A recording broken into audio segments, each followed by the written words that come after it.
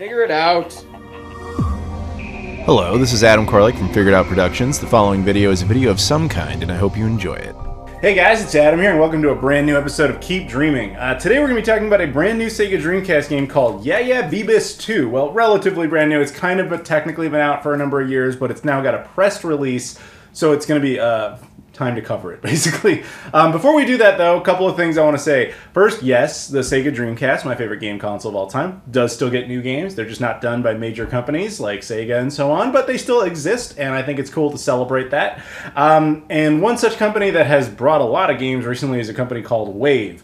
Not only did they send me Yeah Yeah Beebiss II, they actually recently sent me copies of, this is Intrepid Izzy. I did an entire video on this. This is the American version of it. I'll put a link in the description if you want to check it out. Same with this and the other one, which is Rush Rush Rally Reloaded. Now this one's kind of cool because this game came out years ago, like 2009-ish. I've had the original release. I even got the re-release at the time when they did that as well. And now they did another re-release, which is like, it's the same as the previous re-release from a game perspective. They updated some stuff and all that. But now it's in a jewel case as opposed to a DVD-style case. It includes a bonus music CD and stuff. So really, I'm just giving a shout-out to them on this because that was cool of them to throw them in. But yeah, and if you want to check out specifically the video on Intrepid Izzy, by all means, go ahead.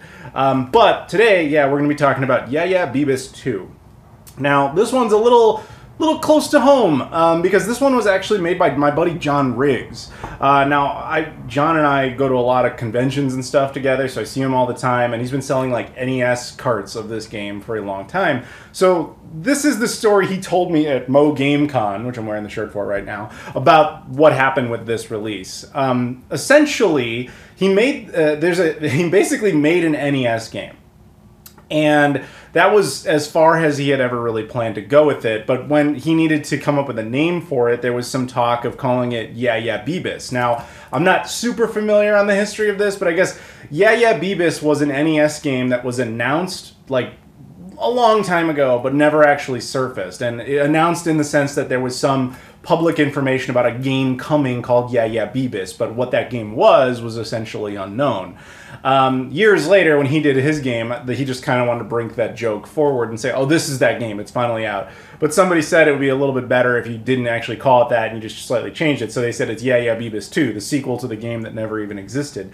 So ultimately, he would release his game on the NES and then would bring it over to the Dreamcast via NES emulation on the Dreamcast. Then Wave approached him and said, like, hey, let's do like a legit retail release, and that's what you have here.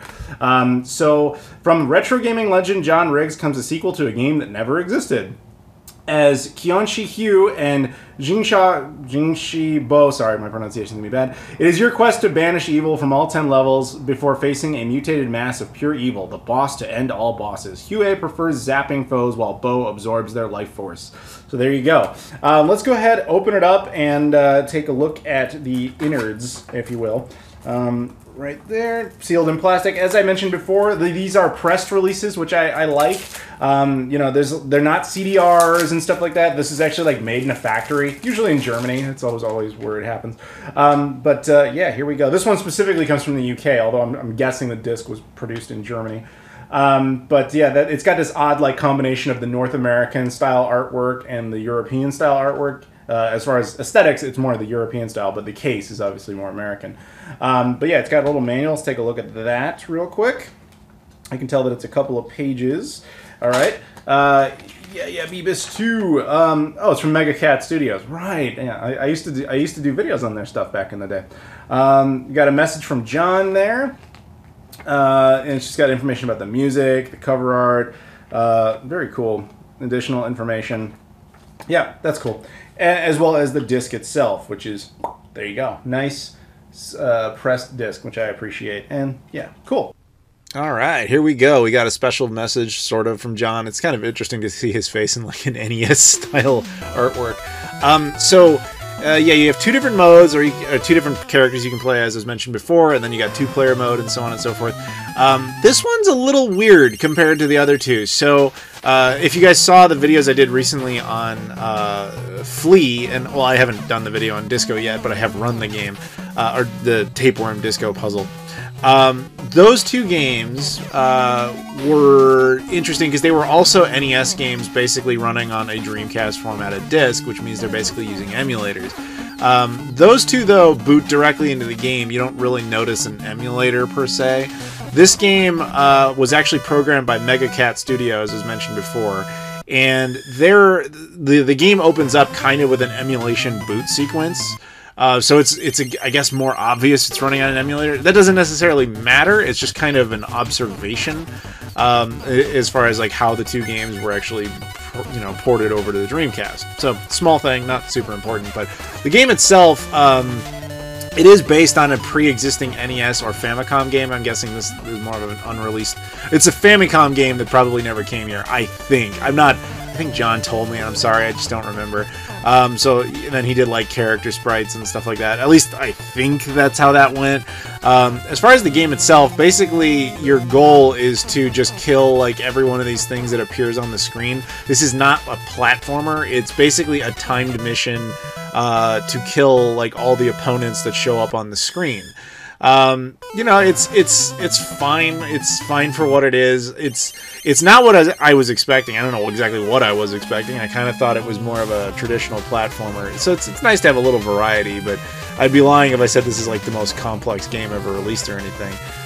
But visually not bad. It's kind of an interesting little thing to bring over to the Dreamcast, and I'm very proud of John for going ahead and actually getting something like this produced. I think that's pretty cool. So if you want to support it, you want to check it out, you want to support John, because I know he actually gets a piece of every single one of these copies sold, so congrats to him. If you are interested in that, I'll put a link in the description. You can check it out. And also you could go watch John's videos where he probably has way more information on the history of this release and all that. So this is just kind of the Cliff Notes version. But anyway, I'll let you guys kind of check out a little more of the gameplay, and then I'll catch up with you at the end.